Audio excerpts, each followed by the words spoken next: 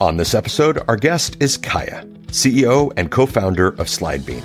Slidebean is a cloud-based presentation tool that makes creating well-crafted and well-designed slide decks simple and easy.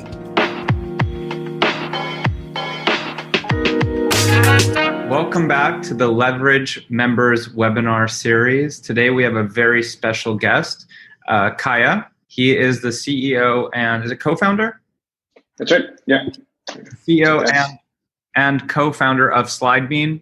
And Slidebean's an awesome tool. I've been using it myself recently, and it's something we're rolling out to the company. But it's a cloud-based presentation tool, basically, and it makes it really easy to create presentations. So instead of doing PowerPoint or Google Slides or Keynote, this is kind of drag and drop, very beautifully designed, very quick and easy to use. I'm not a designer, and it was really fast for me to get something up that looked good. And Slidebean was part of Start-Up Chile, one of the most important accelerators in Latin America, and part of, I didn't know you were part of 500 Startups. Yeah. Yeah, which is obviously one of the best US accelerators out there. And you've been featured in TechCrunch, NextWeb, Economist, as the third most valuable internet startup in Costa Rica. So welcome, Caya. Thanks for joining. Thank you for having me, Nick. Good to be here. So yeah, maybe you could just explain to everyone like what is Slidebean and how did you come up with it? Yeah, so we, kind of what struck us and kind of like the last, the very first thing that struck us to get us started with Slidebean was how much we noticed that people struggled building slides. Myself and my other co-founders were we all come from a graphic design background. So, experiencing, how much time it takes us to build a presentation, that we're satisfied with, and how we see other people, create presentations and be frustrated after they've spent hours trying to do them, trying to make them look right. They see that other presentations look better than theirs, but they don't necessarily understand why. So that's, those were kind of the issues that we struggled with. That we struggled with ourselves, and then, that kind of were the inspiration to build a product to make that simpler. Because, even when we started, I think there were even more alternatives or more PowerPoint competitors than there are today. Many of them have kind of gone out of business in this process. But they all kind of solved it the same way. Prezi, which is probably most well known, is in the end another, what you see is when you get editor where you need to be a designer to kind of drag and know how to arrange the elements to make them look right. Same goes for Google Slides or Keynote. So a few of them are really focused on non-designers or people who don't have a design background or who don't have a lot of time to spend making it look good. Yeah, the learning curve of Prezi, I've used Prezi once, and the learning curve was very steep, I felt, with Prezi versus your tool, obviously. Do you have any functionality, or is it in the roadmap for you to have some of the Prezi functionality, like where you're zooming in and zooming out on parts? I think I think it's a great gimmick. I think that the zooming in and zooming out, kind of like infinite canvas concept, Prezi, is what really set them apart. And they are a huge and great company today. I don't think it's the way people necessarily want to present. I think Prezi has moved a little bit away from that with some of the new products and features that they've launched. Because in the end, if you know how to leverage that, I've seen some TED presentations built on Prezi that, they kind of build like a Ferris wheel kind of thing, and they navigate that Ferris wheel as part of the slides. Like, that's great use of Prezi, but most people don't have time to do something like that. Most presentations that people make are, casual office meetings, pitch decks and stuff like that, where you don't have the time or don't want to risk it kind of like doing something that edgy. You just need like a traditional slide presentation that looks good. And that's what we try to solve. Very cool. So would you say that you're more geared towards non-designers or designers? Like, it's something. Yep. Absolutely towards non-designers. Most of the designers that come across Slidebean, they use us as long as they need to build a presentation in a hurry. So they appreciate that. but they usually like the full control that something like Illustrator gives them. Not even PowerPoint, something like a professional tool. But yeah, so non-designers are absolutely our favorite customer. So what's in the product roadmap? Like what's the next step with what you guys are building? So kind of like our biggest challenge is balancing features versus usability, right? Because we do get some feedback from users and a lot of feedback. We have thousands of customers using Slidebean today. Hey, I want this feature. I want to be able to do this and do that. Some of them we've very deliberately limited them. When you choose a color palette for your presentation, for example, all the elements kind of get a designed color automatically. That's what we want. We want that to be automatic. We want that to happen without you having to worry about it. But then again, the occasional designer or people who want more control, they're like, I want to like handpick the color of this specific section of the presentation. And then that's the classic discussion that we have where, well, maybe we can add that, but it'll make the interface more complicated. So it'll move away from kind of our motto and our goal of keeping it very simple.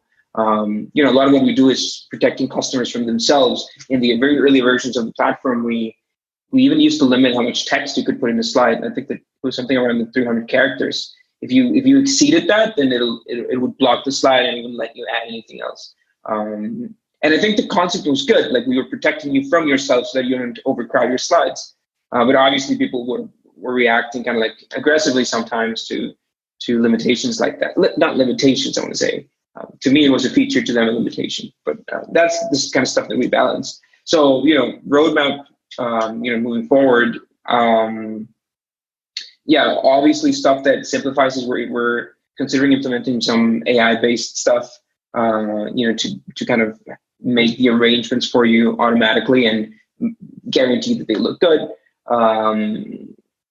Audio on slides has been a very requested feature, being able to kind of like record an audio track on top of your slides. It's not something I use at all. Not something that we've ever kind of like had the need to do, but it's absolutely something people have requested. So, we give in sometimes to those requests. And another point of differentiation between what you do and like PowerPoint is you also provide, it's cloud-based rather than you having to have an application installed, right? Mm-hmm. And then another thing too is you have analytics, right, that you don't really get with some of these other tools. Correct me if I'm wrong, but I thought that you have analytics so that you can have stats on like how many people have looked at the presentation or how long people have spent in the document. Is that right? Yeah, that's right. It's a little bit about your Panda docs and your Dachshunds are kind of doing these days. With the added advantage that you can also, as long as you can upload your own documents and track them, we've recently added that. But obviously the presentations that you built in Slidebean have that feature inherent to them. So that, that's become much valuable as we start expanding to other types of customers.